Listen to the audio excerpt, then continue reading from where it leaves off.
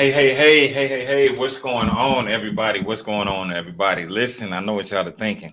What time is it? That's right, it is a little bit after 3 o'clock on Sunday.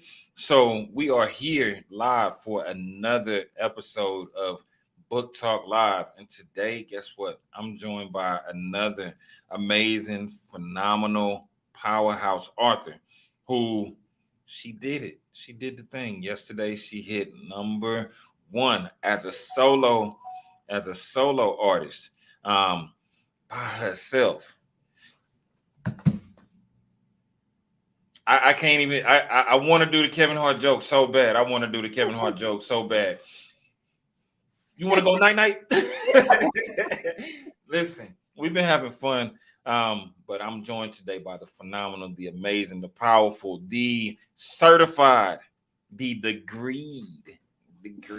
all degreed up. It's Kristen Davis. What's going on, Kristen? How are you? I'm doing okay. Thank you so much for letting me come on and talk about my wonderful project. I'm so excited. It's been a long time coming, as you know. Oh yeah, So I'm super excited to be here.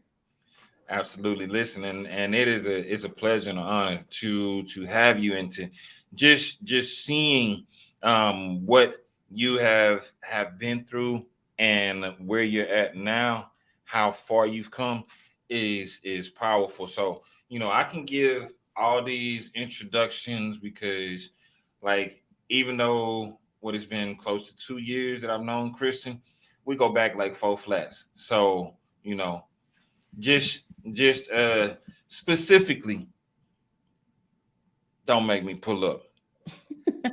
That ain't for everybody. But who needed to hear that? I hope you heard that. Don't make me pull up. All right, Kristen, tell the people a little bit about yourself. This is different. First of all, I've got to say, you guys, because usually I do this with a group of authors. So I'm talking about me only, and that is different. So let's see what I can let's see what I can come up with. So I have always been interested in mental health, and I kind of knew that that's the area that I wanted to go into. So that was always a given. I wasn't sure what that would look like later, but in college, I kind of was always geared towards mental health, either psychology or counseling. And so I kind of knew that I would be in that field. Go a little bit further. I graduated. I'm in graduate school doing actual counseling with people who've experienced trauma, people with alcohol and drug issues, and just general counseling. I think I even did a little bit of couples counseling back then.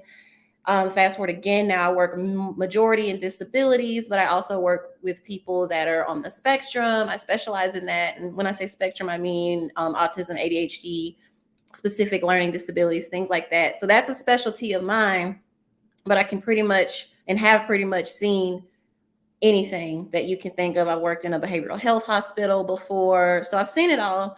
And I thought I knew it all, but I didn't, found that I didn't. And the way I found that out was after all these years of being a therapist and thinking I understand mental health and all this stuff. I got a call at 2 o'clock in the morning saying my brother died, and I got to experience trauma from the other side. So as a therapist, I will say, as professionals, we really, I don't wish that we all experience things specifically, but you do need to understand a lot of where the person you're working with is coming from. So that showed me that side of it, because when I'm doing therapy with someone that has experienced trauma, it's okay, well, do these coping skills and then do this and then go to sleep and then wake up and do this. And that's all good advice. But to actually understand when they come back in the room and say, I can't do it. I couldn't do it last night. I'm sorry. And instead of saying, well, no, you have to. Now it's like, I know you couldn't because there were some nights that I couldn't. So I'm now, I consider myself way more well-rounded now because I knew mental health, but now I know mental health on this side of it as well. And so I like to think that kind of helped boost up, my experience, what I know, how I know it. And ultimately, and it ended up in me writing this book and completing this project and getting it out there to the world. So it's kind of a journey, but in a nutshell, that's me right now. So Yeah, listen. When I tell y'all that Kristen has been through the fire and just the things that she's experienced. Um, one, in writing this book, because I can remember a few times when even as a mental health professional, um, we would have that conversation like, "Hey, where's your work at?" And she'd be like, "I don't want to do this. I don't want to do this because this is hard." So don't think that just because she has the expertise that it was easy, right? So let's talk through a little bit about the journey, a little bit about what happened. So you are you wrote this book. It's called Honoring Austin. Mhm. And so why did you call this book Honoring Austin? And tell us a little bit about what's inside of it. So I wasn't sure for a while. I remember we had to work through that because I just couldn't figure out what to name it. I wish I had gotten into writing earlier because it wouldn't have been all this pressure for this specific book, because I'm in my head, I'm like, this is my first book, but it must be perfect in all aspects of the game. Like Denzel said on Remember the Titans, like we will be perfect. And I struggled with that name so long. And then you kind of just said, what do you want to do? And I said, I want to honor my brother. And there we have it. And it was so simple, but I think as an author, sometimes you overthink, especially when a project is really close to you. And so I just wasn't sure, but then it made so much sense. And I named it that because I wanted to honor him, and I wanted to make sure that people understood the impact of when you take someone, what that looks like. I want to do a lot of things with this book, but that was a big one, just for people to see that when you take someone, it does so much damage throughout. It's not just you and this person. You have destroyed a family. You have caused people to go into horrible, horrible grief. I've been in therapy for a very long time dealing with that grief. So that was a big thing I wanted to get across in this book. This is not normal. I don't want people to normalize gun violence. We should not be in this place. We should understand and honor lives. And I see this so much, especially in my hometown now. We have a problem with this. People are just hurting each other, and it's normal. And you may never go talk to anybody about what you're feeling because you just think that's the game, that's normal, that's what we do, or that's how it's done, or that's life. And it's not normal. And you've experienced this heavy, heavy trauma. Imagine that compounded with someone who's, I don't know, running with a group of people where people are dropping like flies. You're getting trauma every time one of your friends dies or is killed, and they're not processing that. So what I really wanted was for this book to get, and I hope it does get to people who may never talk to a therapist, and where they can see, okay, I felt angry today. That doesn't mean I go out and do this or retaliate. It means that I feel angry, and I have to figure out what to do with that and sit with that. So the book also talks a lot about the stages of grief and what they look like. I also talked about what my grieving looked like in different stages, but I also talked about what my parents' grief looked like in different stages, because that's completely different. That looks way different than losing a sibling. It looks different than losing a parent. So you have to understand that grief looks different for everyone. And the biggest thing was I wanted to make sure people knew you don't have to get over it. Yeah. Right? People say, well, can't you just, be fine? Absolutely not. Some people can, and that's great. I love it. Some people cannot. A lot of us cannot. And you have to be able to take that time with yourself and say, no, I'm not okay, but this is what I'm doing to get through it. We also don't want to just stay stuck and sit there. So this book kind of talks about that beginning point where, oh my gosh, I am destroyed. And then, okay, this is how I felt a month out. This is how I felt later. This feeling came back. I felt horrible again on this day, and I was just in the bed all day. So it does that. It's cyclical. Grief is very cyclical. And I also want people to understand that, and that it's not just you're going to be okay. You're going to wake up one morning and be like, yeah, everything's great. I'm fine. It's okay. It's all right. That's not how that looks. Grief does not look like that. It's messy. It's difficult. It's not fun. And the more you run from it, the worse it's going to be. So don't think that you will outrun your grief. You won't. It'll come back later and knock on your door, and we'll just be waiting on you. So that was my hope in writing this, that people really come to understand grief and trauma and how to work through it, and not just think they have to deal with it alone, or they just won't ever feel better, or there's nothing they can do and it's just going to be that, right? So I hope that people get hope from reading this, even though it's kind of sad, of course, but I hope people really understand that there's a way to get through that. You go through, you don't just sit there and say, well, I guess I'll just give up. We want to, but you can work through it. It's doable. Yeah, absolutely, absolutely, and there's both sides of it, because I think, you say that, the family that's grieving, but it's not just the family that's grieving, but because there's consequences to every action, right? So there's also the family of the person who did what they did, and so they have to deal with it. So it's never one that long can change an entire community, which it did for your community, where you grew up, right? There Yeah. was some things that happened, and a lot of, I guess, side taking on the situation, right? Yeah. And so we won't really touch on that, because it's still one of those kind of sensitive. Some Hmm. people are like, well, we want to hear the bad side, and then some people are like, well, you know we don't think that this, and it's not up for debate, right? Obviously lives were changed, we Yeah. we we know that.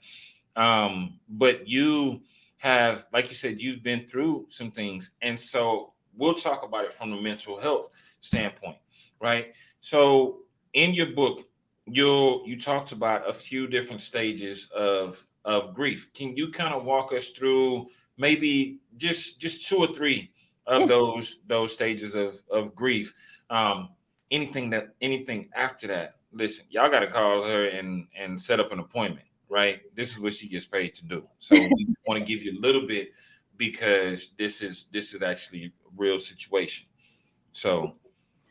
So, and for if you're watching, guys, and you just want to look it up or just get some information on, it's the Kubler-Ross model. So there's different models for grief, but the one that I like and most therapists really, really hone in on, and that's most understandable and palatable because they've got a bunch. It's the Kubler-Ross model. It's the 5 stages that you usually see in cartoons, or the ones that you see all the time, Kubler-Ross model. So just keep that in your mind.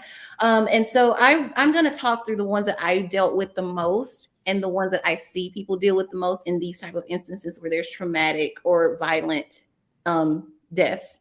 Mhm. So the first one was shock. Well, not shock, but it's denial technically. But I was in shock, and I was just thinking, if I can just get to Macomb, Mississippi, where I'm from, he'll be fine.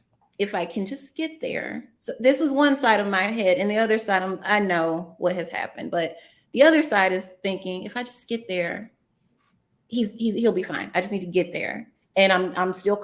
But I know it's the weirdest thing. I know what's happening because I'm calling my boss. I'm saying, hey, I'm not going to be in. I'm calling friends. I even had someone in line to come check on the cat. Like I had it done, but I was like, but if I get there, maybe I can fix it. Don't know what I was supposed to do, but if I get there, I can fix it. So you're just thinking this whole time, like, no, if I get there, I just have to get to him. I can fix it. And denial was very short for me. I write about that in the book as well, because for me, what brought it home was when my other brother, the oldest boy, um, Austin was the youngest. The oldest brother was sitting in the garage or in the carport when I got there. He's just smoking a cigarette, just taking it all in and thinking, you could see it. Just he's like, wow, this happened. And he's the first one I see. Everyone's in the house, so I run over there to him and I hug him, and then I completely black out. Later, they told me I hit the floor. It was real. So the denial part was very short lived. What I had a long bout with was depression and anger. Those are my big ones. I didn't want to bargain. I was like, I was done asking God for anything. So I wasn't going to bargain with him. So I said, nope, done with that stage. I'm just going to be sad. I'm going to be angry. And I think when you have those kinds of losses, that's usually what you see, especially the anger. I want to act out. I want to go do this. I'm angry. I want everyone to feel how I feel. But the trick with that is, and the sadness and depression as well.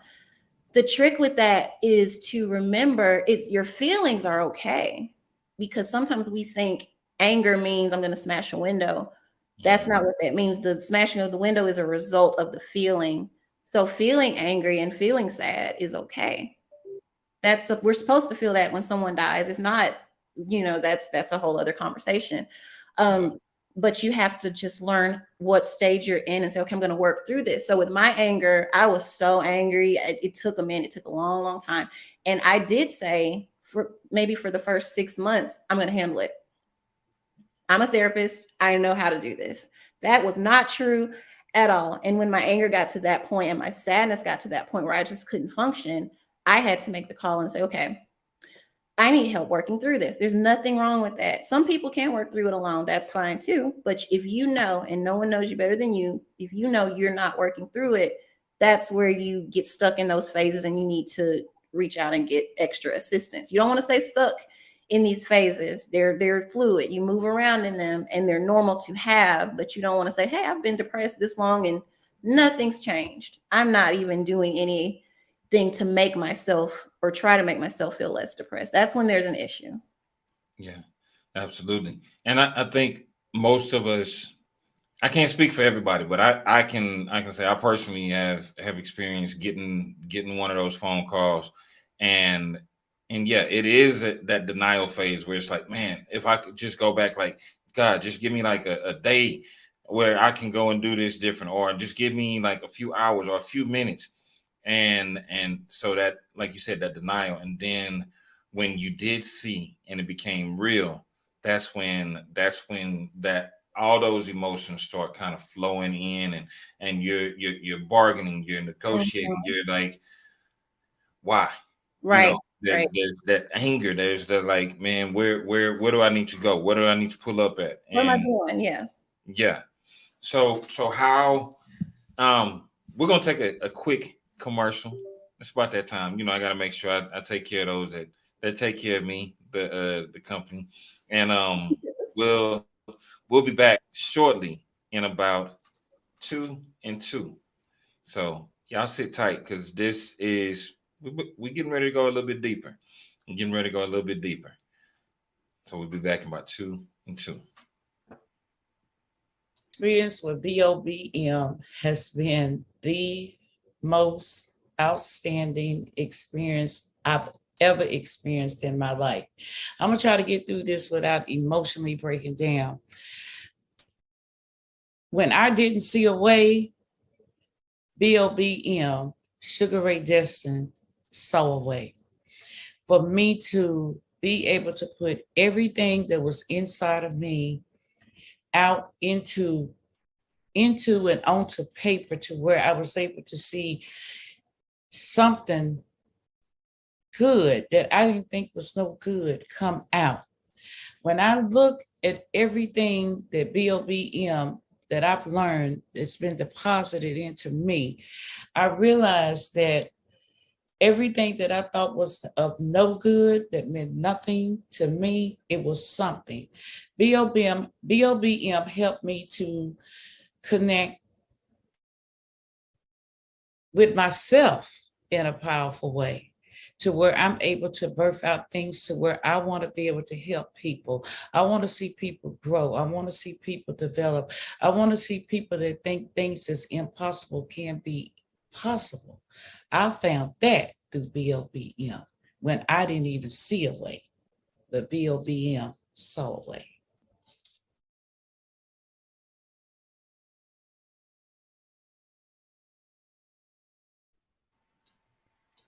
Hey now, listen, Miss Nisi said, I'm on the commercial break. Go, Christian.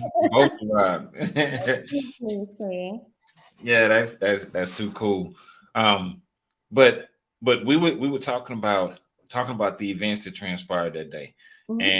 and also not just for you, how it changed your life, but also how it changed your family's life, and it did change other people's lives around you.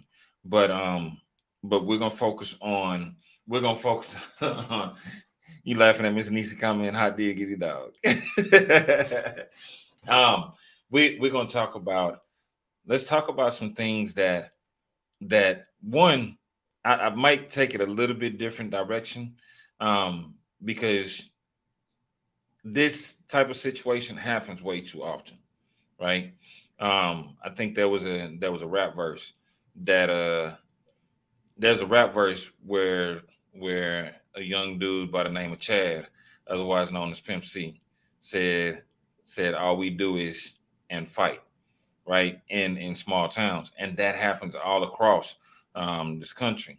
So, what are some things that you think would be beneficial? What are some words that you would like to share with those who are grieving from these type of situations? Um, that's a heavy one. Because every time I talk to someone, it kind of just whatever I think is comforting comes out. But I know, number one, I know there's nothing we can say. We know Hmm. that there's nothing we can really do. Because every time someone asks me, oh, well, what can I do? Or how do you feel? I'm just like, I just want my brother. And no one can do that. So there's nothing you can do for me. That's what I used to, oh, and I still say that sometimes, not to be mean, but just to let them know. But I think just back to that anger phase, that's where we see so much more calamity come from situations like this when people are angry and they just react. Hmm. Um, and it's hurtful when you hear about just another thing like this, another one. And it is a lot of small towns. And I think um a lot of times people they want to see everyone else kind of hurt the way they've hurt. And that's the thing I always say. It's about your relationship with the person that you lost. And that's what you focus on instead of focusing on who did what or who hurt you. You focus on the love that you have for that person. That's what got me through a lot because I talk about this in the book too. I went on a spiritual journey. I was angry at God and all these things. And so all I had to pull me out of my stuff was thinking about how much I loved Austin because we loved each other. That was my brother. Um, I loved him so, so, so much. I know he loved me too. And so I would think about that. And so what I always would say is love always wins. Um, no matter what, no matter who hurt you, he's gone, but he's here with me. He's in my whole family. We always say Austin's here. We can hear him laugh. We know that he's surrounding us. And I always tell them, know that your person is with you and hold on to that part of it. Because if you're holding on to like all that love, it's really, really hard to be angry and just do stuff you shouldn't do or say things you shouldn't say. And it's just easier when you think about that because that's what would always kind of bring me back above a lot of craziness. Just Austin. Think about Austin. Think about how much you love your brother. Um, think about everything that the time you did have with them, and that made it where I didn't even want to focus on anyone else. I just wanted to think about that part, that relationship. So that's what helped me. And I know everyone's different, but that's something that I think goes across the board. Hold on to that person that you love. Remember they're still there and that's still between you, the love that you have for that person. That didn't get destroyed. Yeah, absolutely, absolutely. And it's like Martin Luther King has a quote. He says, "Hate cannot drive out hate. Only love can conquer hate." Yeah. Right.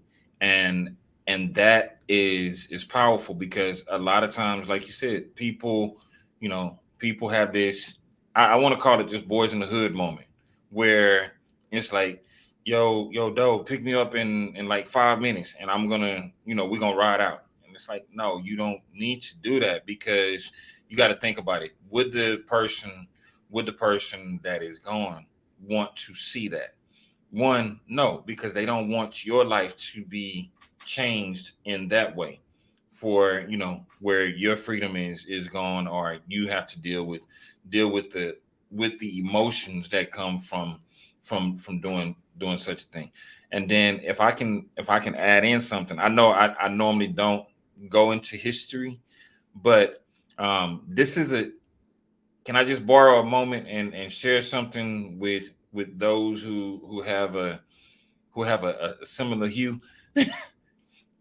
uh there's this dude long time ago, back in the 1700s, by the name of Willie Lynch. If you've never heard of him, please, by all means, go back and look up the name Willie Lynch and what he ran across, and it's still present today. Like, this is a situation that is a direct effect of that particular particular dude's teachings, right? He was walking up, and he was a West Indian plantation owner, right? And so as he's walking up and he's in America, he's looking around and he's like, "What are y'all doing?" He said, "Y'all are," and this may be a little bit graphic, but he said, "Y'all are burning, and y'all are maiming good product." That's what he called us. He called our ancestors good product, and he said you're doing it wrong. He said if you really want to enslave them, he said, don't you don't have to maim them. You don't have to do this. He said, what you do is you point out their differences. You point out light versus dark. You point out short versus tall. You point out slim versus skinny. You point out old versus young. You point out fast versus slow. If you can point out their differences, you won't have to enslave them because they'll do it to themselves. And if you put this into effect for the next 300 years, at least the next 300 years, they'll still continue to enslave themselves. That letter was written back in 1712. 1712, we are in 2023, and it is the same cycle that is going on. It's still going on. So for your family, I say I wish y'all speedy healing. And I know it's not something that happens overnight, right? There's still family members that I mourn that I remember from 1984 that lost their life, 1994 that lost their life, 2003 that lost their life, 2007. Like I can name the years, and I still think about those people. So the grieving process doesn't doesn't go away. But I just wanted to kind of Yeah. give a little bit more. I'm not as unintelligent as I look, y'all. So I just look this way. But we talking to somebody who's degreed up, so I gotta jump in there with you. But but with that being said, like we talked about just a few stages of grief. What are some things that, because we're gonna talk more in depth about this book, because if y'all think it's just, I know people who were on a different side were like, I want to see what you said about my family and this and that. There's nothing that is talking down about anybody in this book. It's actually a book to help people heal, right? What are some of the things that you want people to take away from your project? Pretty much what you said. Like this is meant for people to take it and heal with it. And I hope that in using myself in real time as the case study, that people would see, not they would also see anyone can go through this. I'm a therapist. I live in Houston, Texas. I don't even live in the same place anymore, and this event all the way over here got back to me and hurt me, and it just it's far reaching. So I hope that people take this and understand that this is about really healing yourself and understanding yourself and how you grieve, because unfortunately for me, Austin was only 20. He was not, I wasn't prepared for him at all. But as you go on through life, you're just going to keep losing people, unfortunately. And that's something that I've had to really deal with as well. Just thinking this is the beginning of the grief.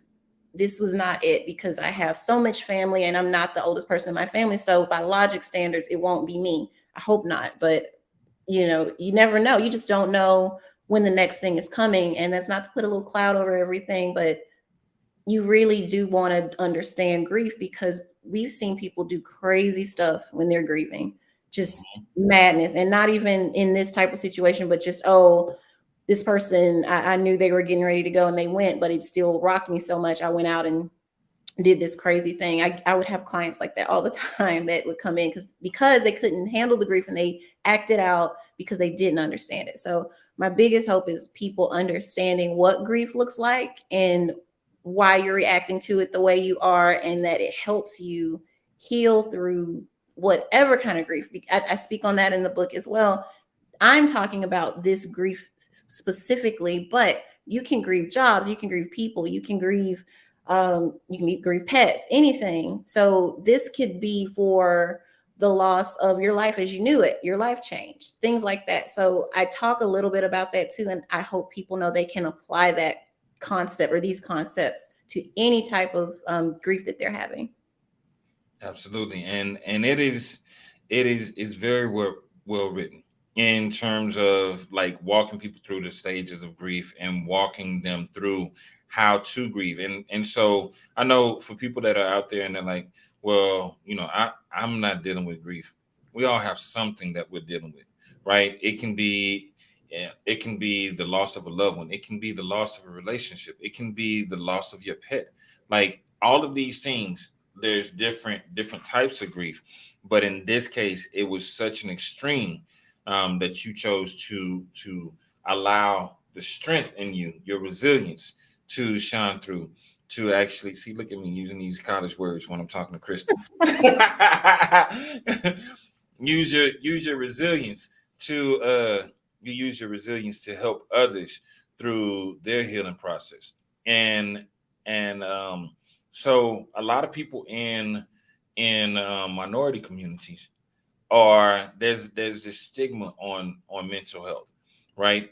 And Yeah. so talk to me through the lens of a mental health professional. Like what you said what got you into it, but what would you say to someone who is avoiding overcoming their grief? Oh, I'd say a lot.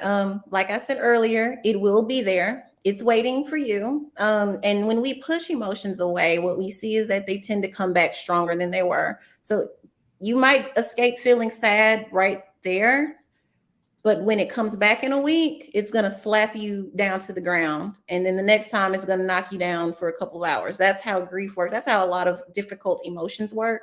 They knock you down and they get stronger and stronger the more you push them down. So that is something that we do see a lot in our communities. That's actually an issue that we take seriously as therapists. It's been discussed like nationally and internationally that hey, certain groups of people are not going to therapy or getting psychiatric or mental health and health help, and they need it. That's the thing. It'd be okay if we were all just frolicking in flowers and stuff and it was fine, but it's not. We're seeing that there's issues but no help. So we are trying to figure out how to draw people back in. And the biggest thing that I always say is it's okay to do this. Like I think we've had this stigma for a long time because we're thinking, oh, you're automatically crazy. We don't say that anymore, but that's the word, crazy. I'm not crazy. That's what they'll say when they come in and talk to me. I'm not crazy. Hmm. You're not crazy. You need help figuring something out. And that's what I always say. You're not, nothing's wrong with you. It's not bad. It's not wrong. You just need some help with this thing.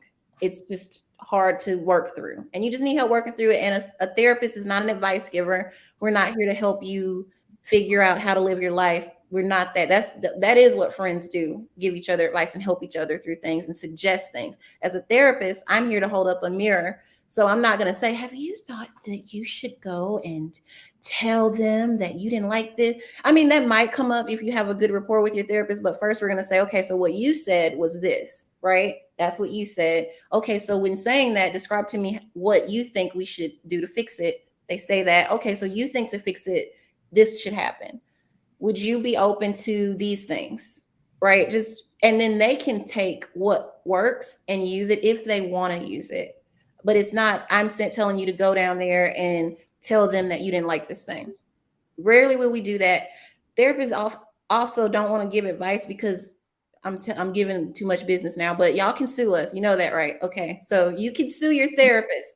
Don't sue your therapist because you do have to Don't see it prove there. it, but you can. So I don't want people thinking they're not protected. We are held to a code of ethics, and that is why you can sue us, because if we're doing something to disservice you, they'll hold us accountable. So your therapist we've got a whole board and entity that regulates us, and we are here to assist you with holding up that mirror and just understanding what's going on. We're not here to judge you. We don't tell your business.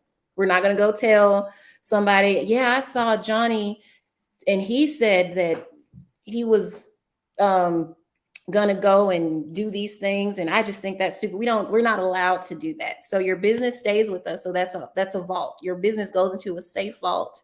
We don't share it. We can't share it. It's on stuff that we sign that says we cannot share your information. So I would say that that's actually worth a shot, right? Because otherwise you never know where people will hear about what's going on. But if you want it to go to one person and stay there, and to have someone who doesn't know you look at it objectively, that's what a therapist is for. So I always say I am team therapy, obviously, but Yeah. that's my selling. That's me selling it. Yeah, and I thank you for breaking it down. What therapy looks like, and because there is this stigma that, and for those of y'all out there, don't go into therapy thinking, oh, I'm just gonna sue my. That's not cool, right? Because I just know I'm learning. Let me not say I know people. I'm learning people, and Mhm. there is a huge negative side to some people.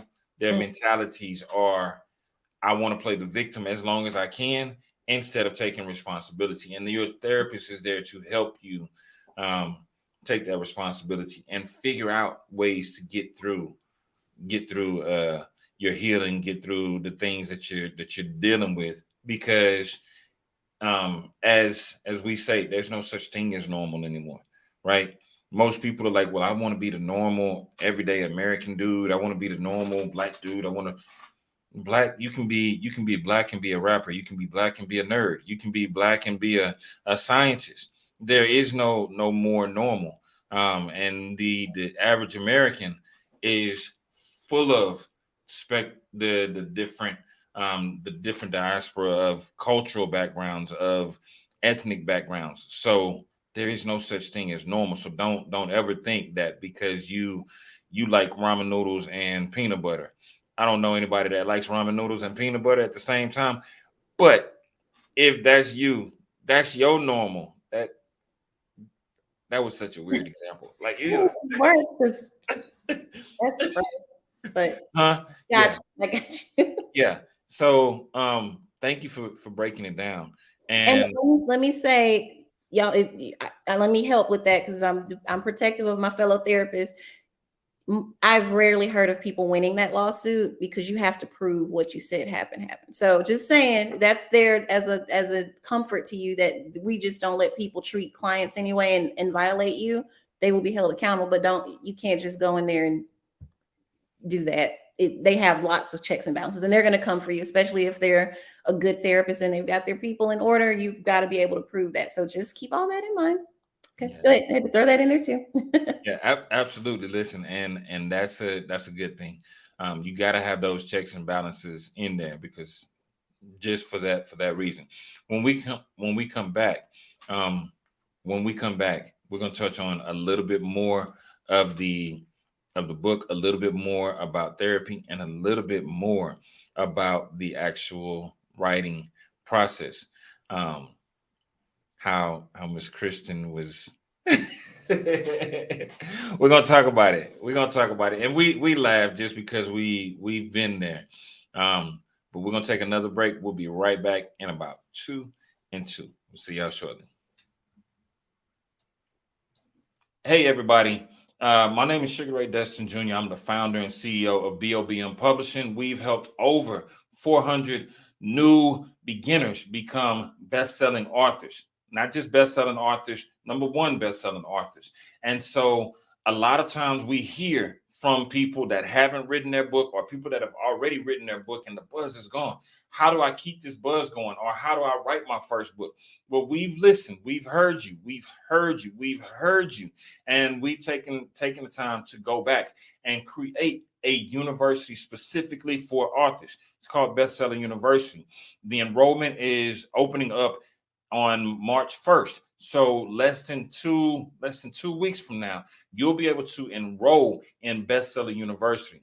Now, is this done for you, publishing? No, this is all information that you can do at your own pace. Self-paced courses that teach you how to write a book, how to market the book. And if you want that group or one-on-one feel, we have some additional courses that are coming. We're bringing back our flagship course, the Business of Books Mastermind, which helped so many people to understand how to brand, how to market, how to build an audience, and the opportunities that come from your book. So this is exclusively for you. If you've been sitting on the couch and you've been waiting on that opportunity to get your book out there, get it in front of the right people, and maximize those opportunities, Bestseller University is for you. There will be an investment for it, but once again, most of the courses in Bestseller University are self-paced. We want you to succeed as new authors because, believe it or not, we didn't start with 400 number one best-selling authors. We started with a dream. We started with a plan. We started with fear in our hearts, just like you started. And from authors who've been there and done it to now teaching you the strings and the ropes so that you don't have to go through the years and the months and the days and the weeks of trying to figure it out for yourself. We put it all together for you in one platform so that you can go in for yourself and a self-paced timing. If you decide that you want to publish on your own, by all means, the guides will be there. If you decide that you want to work with BOBM Publishing, by all means, you'll have access to our exclusive Facebook group, Bestseller University. But all we ask is that you take a look and take it serious. This is your opportunity to take it to the next level. Don't sleep on yourself. And remember, everybody has a story. It's time to write yours. We love you guys and look forward to seeing you inside of Bestseller University.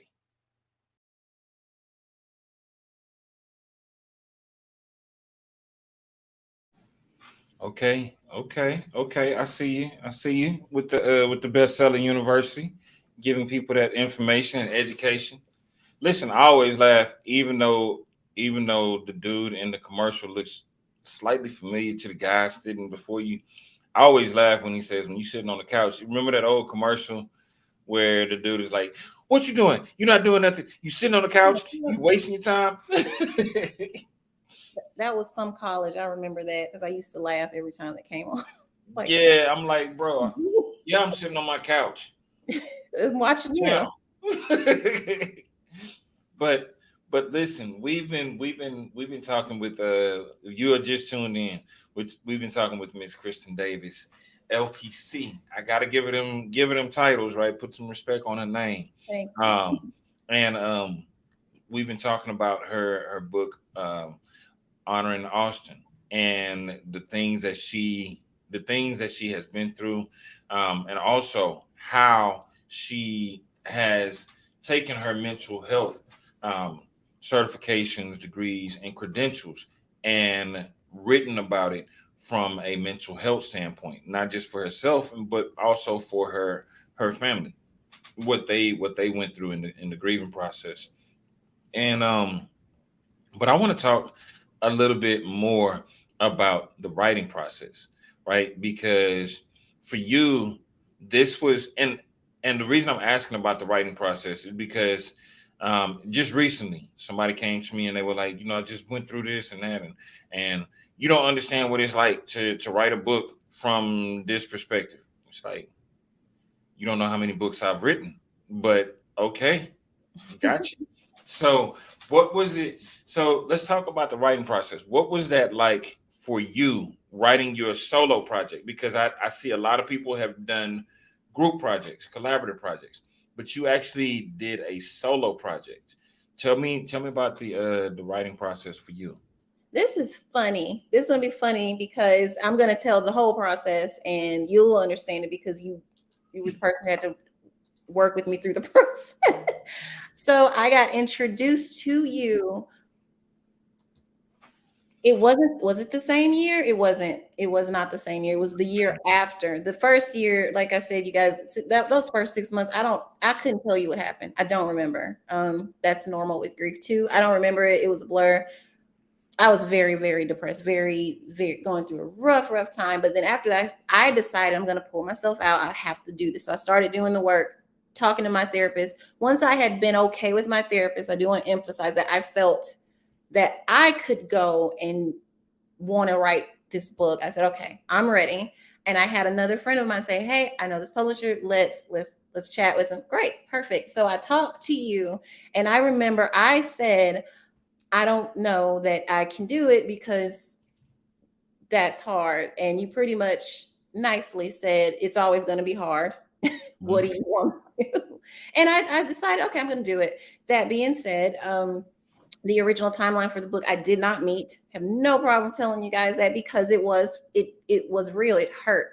And to talk, what I was talking about in the book was literally what I felt in these different times. So I did have to take a lot of breaks and just stop, because it got very overwhelming sometimes. And sometimes the words would flow because I remembered it so vividly. And then sometimes it would be a stop, a full stop, because your subconscious tries to protect you and will stop you from thinking of things. That's a thing that our brains do. We have awesome brains, and they do a lot of stuff without our permission. So they'll just block stuff. And that's why sometimes people don't remember traumatic things, because the brain just says, okay, this is too much for Kristen. We're going to just cut it off. And you will literally not remember, or you'll dissociate. That's why we see people with different personalities, because something happened when they were kids sometimes and they dissociated to not think about it. So this is a phenomenon we see all the time, but it happened to me while I was writing. So that was fun. I got to try that out while I was writing. So we did have to stop a lot. I did communicate a lot with my publisher about that.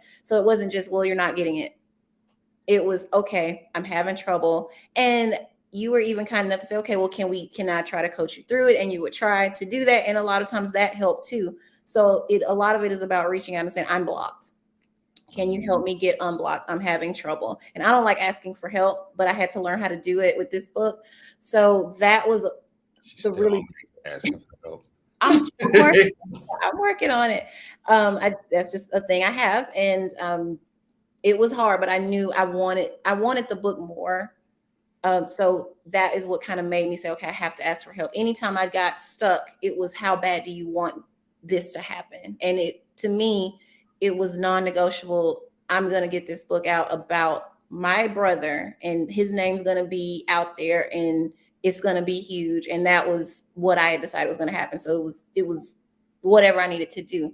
So I was able to take those breaks and still ask for help to get through that process. And one of the other things it would have been fun under other circumstances, I interviewed my family. And so that's why they're so prevalent in the book, because I had to ask them, how was your journey with grieving? What does that look like? And I talk to my family all the time. So I saw it, but I wanted to know what they thought it looked like, because sometimes we'll see it and say, oh, this is what's going on, but they don't even see it that way. So interviewing them was really interesting. And I put that they're in different chapters with different things that they said to me, or different things I know that they did. But that was difficult, because I think I said this yesterday. I lost a brother. My parents lost their son. That is the most unnatural thing ever, to lose your child. So even not comparing grief ever, but it was just different watching that kind of pain. It was pain that was never supposed to be felt by them. With siblings, you just never know. With parents, it's different. So watching them go through that was very difficult. And then interviewing them about it again was very, very hard. I did not like doing it. I didn't like writing it. It felt gross writing it, but it needed to be in there. They wanted it in there. I will say my parents are like warriors. They said, no, put it all in there. Put it in there. Did you write that? Did you put that? Okay, put that. Yeah. Say that. And I'm just thinking, I didn't think they'd be that vulnerable. They were very vulnerable and said, yeah, get it all. Put everything that you need to put in there. Do it. So I was lucky in having that encouragement as well. Yeah, absolutely. And I remember the days, because what most people think is like this book was just written. No, it was written probably mostly complete about 6 months to a year ago. But Kristen's been busy in the time since then, and putting out other bestsellers and these group projects, and working on the Winning Mindset podcast. We'll talk about that briefly as well. But while you were writing, there were those moments when it was just like, okay, Kristen, where we at? And we I had to be gentle. and for most that know me, know that I'm not one who holds my tongue, because I understand how to I know how to gently nudge, and I know how to forcefully nudge. And there were different moments that had to take place, but you did an amazing job of getting everything out there, and fighting through the emotions so that you could honor your brother's memory and honor his honor who he was. So I want to give you that moment to kind of just like talk about your brother. Tell us who was Austin. Let the world know. Like, Austin was fabulous, first of all. Let's just start there. He was the guy. He was the guy. But I you know this because y'all, I wanted his picture on that cover because I was like, no, we're gonna put my handsome brother on the cover. My mom was like, put my baby on the cover. He's so handsome. So that goes without saying. Austin was a presence. He's tall, handsome guy, beautiful smile. And everyone that talks about him to us says how he always made them feel like they're the only person ever in the room. He had that kind of quality where he just made you feel like he was talking straight to you. And he was only 20. So who can only imagine what would have continued to be? But he was that guy. He was suave, had a presence, and Austin was very much about the look. He was always dressed to the nines. He was the sibling that cared what they wore. Like out of all of us, no one cared. We just like, well, whatever. He cared. He'd say, nope, it's all got to match. We still have his shoes in his room because he took pride in those shoes. He loved his shoes, Jordan specifically. That was a thing. He'd be the one, I don't even know how it works, but the one that's in the lottery thing, whatever. That's how much I know about it. But that be him every Saturday whenever they had it, and just everything had to be just perfect. Austin loved football. He was great at football. I will tell anyone that wants to listen. My brother was a beast on the football field. That's why there's a football field on that book. That was his favorite time. We would call it Friday Night Lights, our family, because we knew we were just going down there to watch him play. And I remember he wanted me to see him play so badly. And I'm grateful that I got to see him. He didn't start in high school until I was already moved away in Houston. And I got to make it to see him play, and I'm so glad I did. That boy was bad. Like I knew he was bad, but seeing him, he was the one, and he knew it. So put that out there too. But we always talk about how funny it is. My family, it's easy. My family always said now people still talk to us and say, "Oh, Austin did this really wonderful thing for me," and we're like, "Our Austin?" We knew he was awesome, but Austin gave us HE double hockey sticks every day on purpose. Like that was him. He's like, I'm gonna give it to you. I'm the oldest sibling and he's the youngest. And the dynamic was not to my liking at all because he was not afraid of me. He didn't listen to me. He's like, I don't care what you say. I'm gonna do this. And all my other siblings fell in line like I wanted them to. They were, big sister said, so we're doing it. Not him. We would go at it, just witty banter, whatever you want to call it. We just go at it with each other all the time. And so it's funny to see all these people say, oh, he was so kind and he gave me a ride one day and he told me I was wonderful and not to give up. He stopped a bully. And I'm just thinking, my bully stopped a bully? Okay. But we just had that kind of playful relationship. And I remember he gave me my nickname, CBK. And everyone always said, what's CBK for? So it's Crybaby Kristen. People that know me know I cry for everything. And I guess Austin got tired of it because I would call home and be crying on the phone. And he'd always come out of there and say, who is that? And my mom would be like, it's your sister. Oh, she must be crying again. Here she goes, crying, cry, baby Kristen. And my mom's laughing at me because he called me Crybaby Chris, and I'm crying. Like, well, why are you guys making fun of me? It's just so funny that she had to stop and laugh at him. That was him. That's what he would bring to every situation. So now every time I get started up, my mom's like, all right, here we go, CBK. And what did he say? And they always say, well, what will Austin be calling you right now, crying like this? I know he'd be shaking his head, just CBK, here we go. So that is him, just that funny sense of humor, not scared of anybody or anything. And he always said, he would say, well, sis, I'm gonna take care of you. Don't worry about anything. So we would always plan and say, okay, I know I have you and we'll be fine no matter what. I've got my brother. we'll make sure everyone's good. But he's like, no, you're going to be fine too. I'm going to take care of everybody. So I'd always say, okay, bro, that was what he wanted. And at the time of his death, he was in college and he was working, just really trying to make a way. His goal was to be an investor. He really had plans. So I'd want people to know that too. He had a plan for his life and a plan for his family's life. And he just loved all of us so, so, so, so much. So that's a big thing. Our family, there was so much love. There's still a lot of love there, of course, but we're missing that. We're missing him. He was our last little piece. And so we feel that as a unit because we were like this as a family. So we miss him very, very much. I do want to make sure that's, if you haven't guessed already, we miss him a lot. Yeah, absolutely. And yesterday while we were on the launch, you can just see the family love and this unity. It's a beautiful family that you have. So for everybody out there, just wanted y'all to hear how amazing Austin was, how powerful he was, and how charismatic he was. Because we always see the news and it's like, oh, okay, somebody else. And it's like, no, Austin was real. Austin is real because his presence is still felt. Like you said, you may mention that even since there's been certain events that you could kind of see that he was still in the midst of it. What are some of those moments that you can kind of recall that have happened? Oh, my favorite so far, his birthday last year. I was just so over this. I said, I'm not going anywhere. I don't want to talk to anybody. Just leave me alone. And sure enough, I had a meeting that day that I forgot about. So that the plan was gone.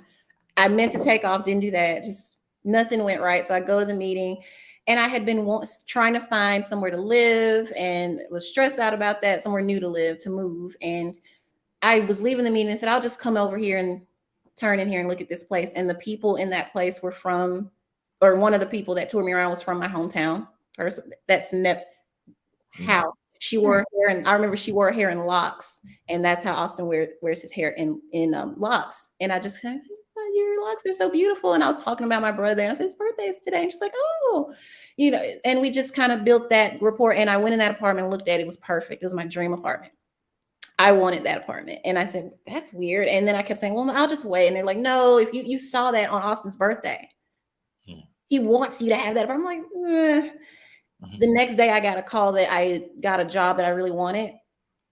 And I knew, I felt the push, like, this is a gift. This is what he wants for you. And I was like, okay. So that was one of those moments where I had to think about what he wanted for me because he's gone, but that doesn't mean I can't have a good life. He wanted me to have a good life. So I still have to keep doing that.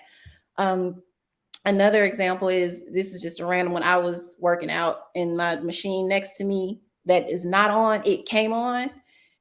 I took off running, so quick, therapist and all. I don't know. Of course I can't say Austin showed up and nudged the machine on, but in my head, he is messing with me again because that is something that he would have done. He would have done something like that. And so in my head, I'm thinking, I know either it's you or it's you adjacent or something's going on. We don't know what's metaphysically, we don't know what's going on, but something is pranking me right now. And so we'll see little stuff like that. My mom said one time sorry, Mom. She said she was in the shower and the lights went out. And in her head, she could just hear nothing was wrong. The lights, nothing was bad. They just had something go out that day and no one could explain it. And we're just like, we can explain it. And we know it's just weird stuff like that. And it may be, it may be Austin, or it may be that maybe it's just a sign from God or your higher power of your understanding that, hey, there's still someone that loves you. There's still that presence some kind of way. He's still with you. So last one, then I'll shut up. We keep seeing these random butterflies in blue that show up and they sit on my dad's shoulder or they sit on the lawnmower. Austin was the king of the lawn of the zero turn because we have big yards in Mississippi. So he could work that zero turn. He'd go do people's yards and the butterfly would always go sit where he would sit on the seat. They'd sit on, one time I saw them on his shoes when I was at home, same blue butterfly. It's very, very interesting. So again, not saying that Austin's floating around pranking us. he might be, or it could just be some other kind of assurance of his presence. But we definitely feel him here. Yeah, absolutely, absolutely. Listen, I my mom told me a long time ago. Said you can't, you never get your guardian angels if they don't get their wings. Mm-hmm. And so I think he definitely got his wings, Oh yeah. and yeah, he's probably still pranking you every once in a while. Mom says he's got wings with matching shoes, and I believe that thoroughly. We also think he's probably in charge of the closet, at least the shoe closet up there. So, and my sister, it's so funny to watch her. Her concept of it is different because my sister was very young when this happened. She was 8, and so their children's concrete recognitions of death aren't there yet. They're starting to understand, but they don't really. So as she was understanding it, she'd say, "Oh, angel ghost. He's an angel ghost because he's floating around. He has wings." And that's how she would picture him. Just she always would draw him with wings and say he's in heaven and he's flying and he's happy. And so she would always say, "Why is everyone sad? This is what we talk about." And she was sad, but she didn't understand why we didn't want him to go, because she said, "Well, that's where we all want to go." And just like, well, yeah, you're right, but okay, from a child's mouth. But it's just funny to watch her, the way she conceptualizes that. Just, oh yeah, he's here, he's happy, he's flying around, and we are all really happy that he's there, and this is we love him and he's happy. So she had the most kind of the measure of it before we all did, that wherever he is, he's so happy. Yeah, absolutely. Listen, I'm enjoying this. We could have this conversation and um just talk about Austin. But I'm going to take one last commercial break. Y'all might see a familiar face. Y'all might not. I don't know, but and then we're gonna come back and talk about some of the things that Kristen is actually doing now as well. So we're gonna take another quick break for about 2 and 2, and then we will be right back with you. My experience with BOBM has been transformative. I have loved working with this group. We have seen so many trainings since I've been involved with BOBM, where I am able to come in and just learn about not only what it takes to write or what it takes to maintain that writing, but also different ways to market yourself, different ways to be successful while still writing and doing what you love. So I've gotten a lot of training. I get videos and things to go back and look at just to kind of remember what our conversations were. We get different tools that we can use, and we get so much information on that training piece that you can't help but leave BOBM with all this experience and all this know-how. And so my time with BOBM has been extremely valuable.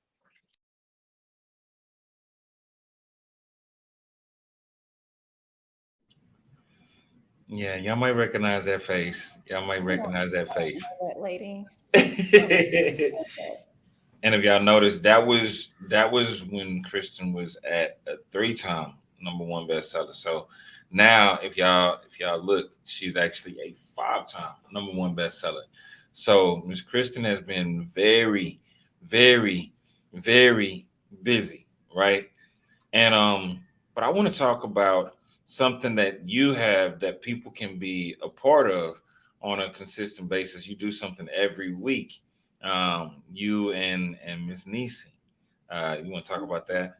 Sure. So the person that I know, I'm seeing the comments, so hopefully you guys are too. My awesome partner that's putting all of the amazing comments down, Miss Nisi, is a part of the Winning Mindset podcast with me. We do this as a part of the Winning Mindset brand, because that was the first project that got published with me in there as a co-author, and it also went #1. Yay.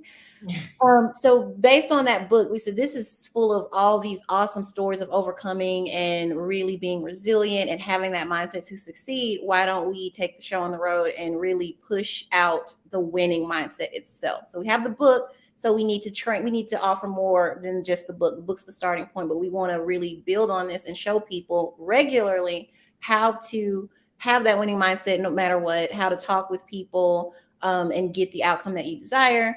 And we just really thought it'd be great to do a podcast. So Miss Nisi and I've never done that before, and it was awesome. It's an awesome learning experience. And we've talked to, I think almost all of the authors in the Winning Mindset. We also wrote on an additional book, and we've started interviewing those authors too. But I don't want people to think that you have to have written a book.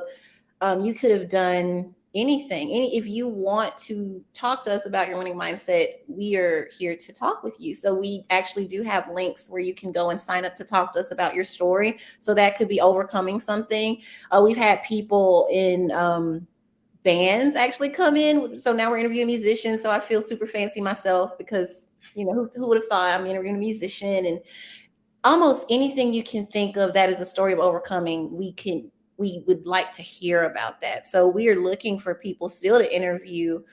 We do have a lot of people starting to come in through March, but even after March, I mean, not March, April, even after April, we have openings. We do this every Saturday about Central Time, 3 o'clock to 5, between those time periods. And no, they don't change their times because you can't make it. Keep going, keep going. We can't do that. So, but between 3 and 5, that's when we usually do the interview. It's not long. It's pretty straight to the point, and it's always great. Miss Nisi is so fun, and as you probably could tell, she is the best. And so we just sit down and talk with people about what they've experienced and how they've developed that winning mindset. And if you want to be interviewed, you definitely can. So reach out if you want the link. Yeah, absolutely. Listen, and I love what y'all are doing with the podcast. And like you said, you don't have to be an author, you don't have to be an athlete, you don't have to be a musician. There are everybody has a phenomenal story that needs to be heard. If you've done something that is next level, then come on and get interviewed by these ladies. And I promise you, it's going to be one of the best interviews you've ever had. Um, and so just look for more from that. And but outside of the winning mindset, outside of this, how can people catch up with you? Well, I am on Facebook, and it should be under the tagline of Kristen Davis LPC. Also, I am on Instagram as Kristen Davis LPC, and I am also on TikTok as KED LPC. However, haven't got around to post on the TikTok yet, but if you want to get there and get ahead of the game, I'm getting ready to start giving all the content. I was waiting for the book to be here. So now that's all you're going to be seeing. Austin, Austin, Austin, little grief, Austin, Austin, Austin, little more grief. So that's where you can find me. Absolutely. And make sure. I'm going to drop the link in the comments as well. As I say on every video, pause for effect, right?